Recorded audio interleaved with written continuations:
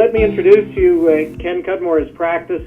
Ken runs TSGI Technology Strategies Group, Inc., where he has a whole team there, and he probably does more shred work than anyone else in Alberta. He is probably Western Canada's top expert on shreds. He is, at our behest, put together a fabulous presentation. So, Ken, over to you. Well, thank you, Mark, for that lofty introduction. Hopefully I can live up to it. As Mark said, I'm located here in Calgary and have been here for a number of years and involved with the program since 1990. So I've had quite a bit of experience seeing the changes in the program over the years. As I mentioned earlier, documentation is important, and it's becoming increasingly important. The things that we're hearing from CRA in the last year is that intent is very important. There's usually a very gray area as to whether or not your intent is for business purposes or whether it's for advancement of the technology, and it has to be very clear in the discussions, emails, meetings, PowerPoint presentations, etc., what the intent of the company was, because sometimes that can be very critical in getting particular types of costs included or not included in your SR&ED. So upfront identification of what your technological uncertainties are is very, very important. And for you to, during the course of your own development of your own internal documentation, to look at the metrics of when you would determine that success has been created from the process that you're trying to test, what those metrics are, and whether or not you're reaching them or not reaching them.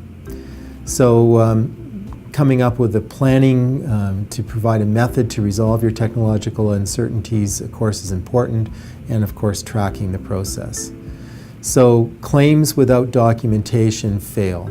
So experimental intent and non-commercial intent are critical, and you must have them documented before you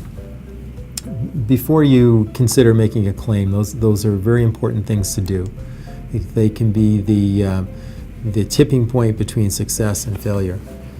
So capturing documentation can occur through technical papers, presentations, either internally to upper management or conferences.